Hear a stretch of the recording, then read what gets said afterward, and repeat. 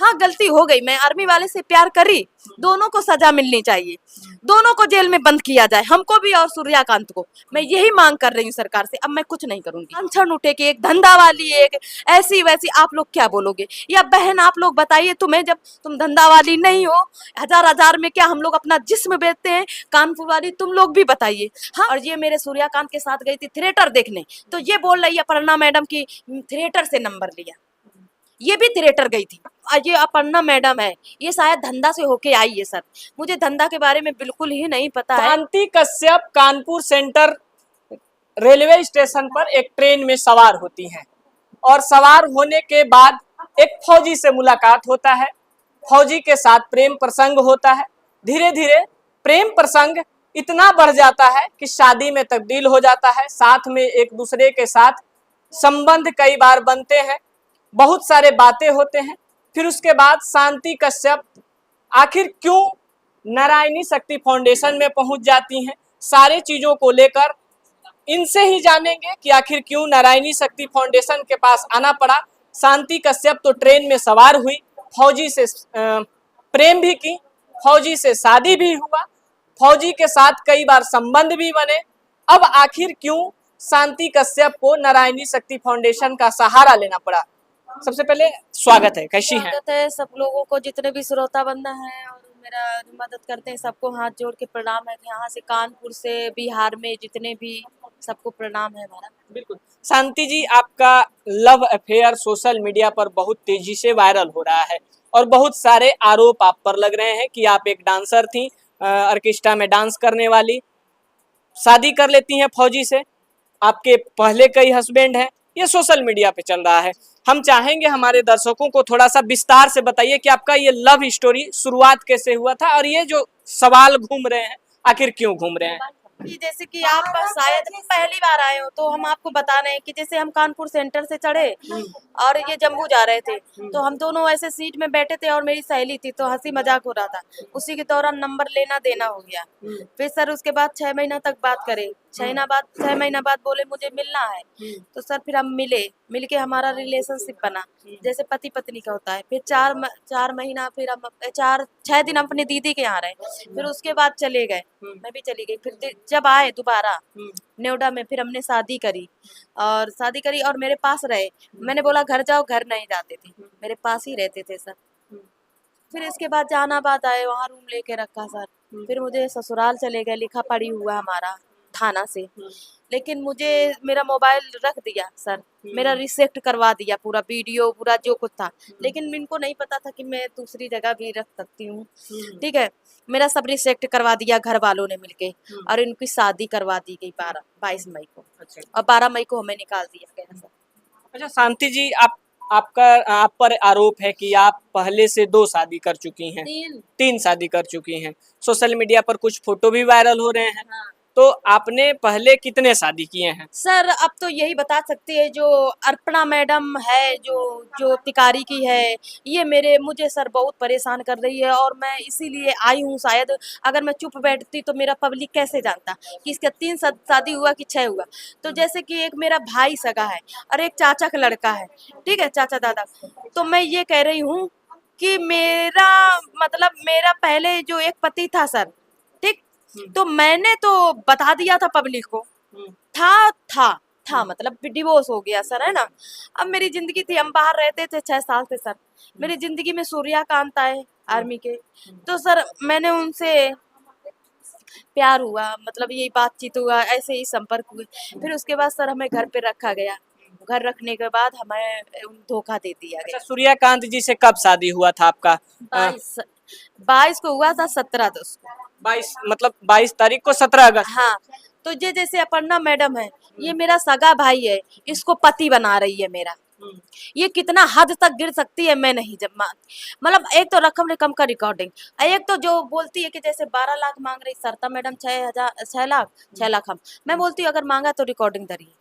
मैं इसको बोल दूं अपर्णा मैडम को कि मुझसे 20 लाख रुपया लिया है, तो कोई मानेगा?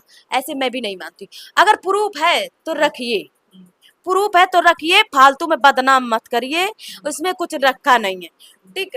और बोलती धंधा वाली, तो ये अपर्णा मैडम है, ये शायद धंधा से होके आई है सर। मुझे धंधा के बारे में बिल्कुल ही नहीं पता है। किसी के महिला के ऊपर जो महिला आप लोग लगाए बिना कसूरवार के, तो आप समझ सकते हो। मैंने इनका कुछ भी नहीं बिगाड़ा, मैंने इनसे मिली भी नहीं, मैं इनको जानती भी नहीं हूँ, ठीक। मुझे सिर्फ बुलाया था अपने ऑफिस में, हम नहीं गए तो मतलब तरह तरह के मेरे ऊपर ऑप्शन लगाने लगी। और जो मैंने बताया था कि मेरे पति एक है चला, तो ये जांच करने गई थी, तो क्या करने गई थी?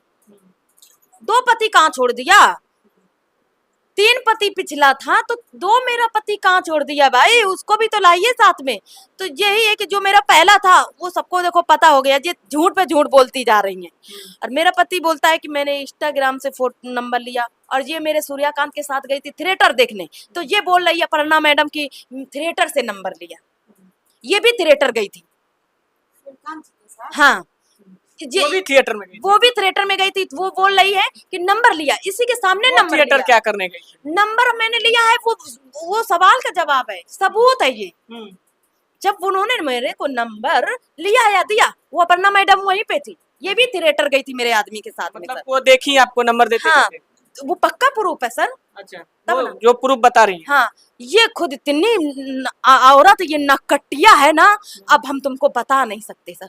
मैं बोल रही थी कि ना बोलूं, एक बहन का वो नहीं किया जाता है तिरस्कार, लेकिन मुझे मजबूर करा जा रहा है। पब्लिक लोग जब आपकी बहन बेटी पर जे लांछन उठे कि एक धंधा वाली है, एक ऐसी वैसी, आप लोग क्या बोलोगे? या बहन आप लोग बताइए, तुम्हें जब तुम धंधा वाली नहीं हो, हजार में क्या हम लोग अपना जिस्म बेचते हैं? कानपुर वाली तुम लोग भी बताइए। हाँ, गलती हो गई, मैं आर्मी वाले से प्यार करी, दोनों को सजा मिलनी चाहिए, दोनों को जेल में बंद किया जाए, हमको भी और सूर्यकांत को। मैं यही मांग कर रही हूँ सरकार से। अब मैं कुछ नहीं करूंगी, मैं ये भी नहीं चाहती मुझे सूर्यकांत स्वीकार करे, मुझे एक जेल में दोनों लोगों को बंद कर दिया जाए हमेशा के लिए, जैसे उम्र कैद, मुझे उम्र कैद चाहिए। अच्छा, सूर्यकांत जी से आपका शादी कैसे हुआ था?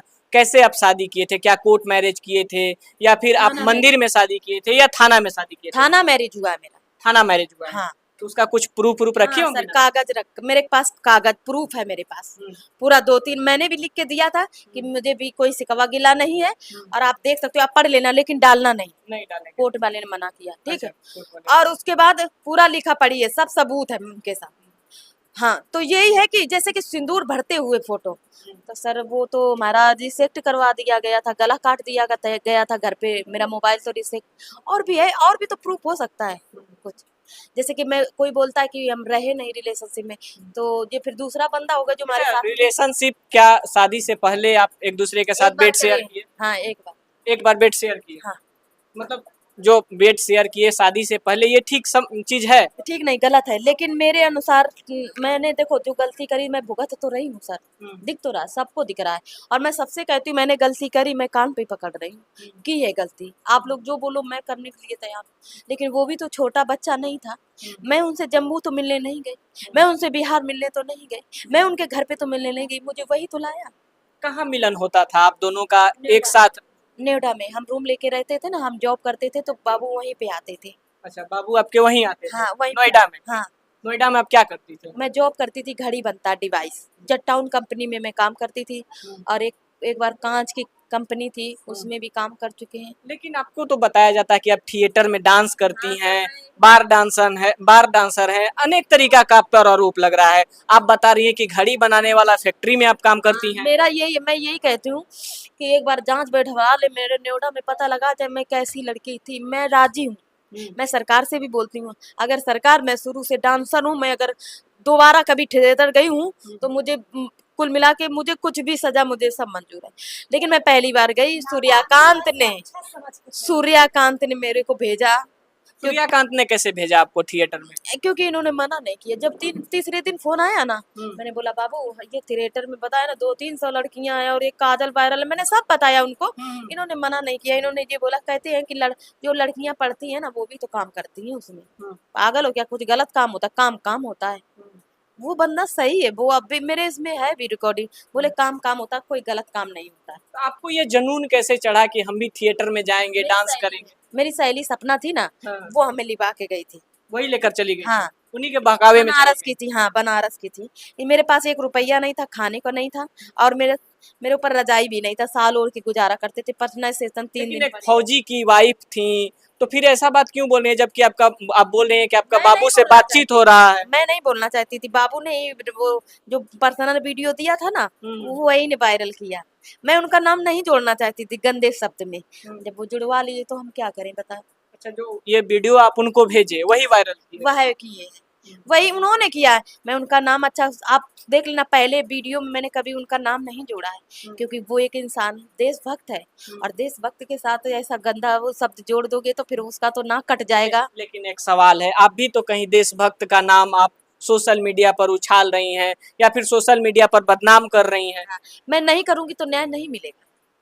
मैं घर पे रही 4 महीना, 4 महीना जहानाबाद में रही। बदनाम नहीं कर रही है, अभी बदनाम शांति मांग कर रही है। मांग कर रही। लेकिन नारायणी शक्ति फाउंडेशन मैम, सूर्यकांत जी छिप गए हैं। शांति को इस अवस्था में पटना में लाकर, बिहार में लाकर छिप गए, तो शांति सोशल मीडिया पे जाके गुहार उनसे कर रही है कि तुम मेरे सामने आओ।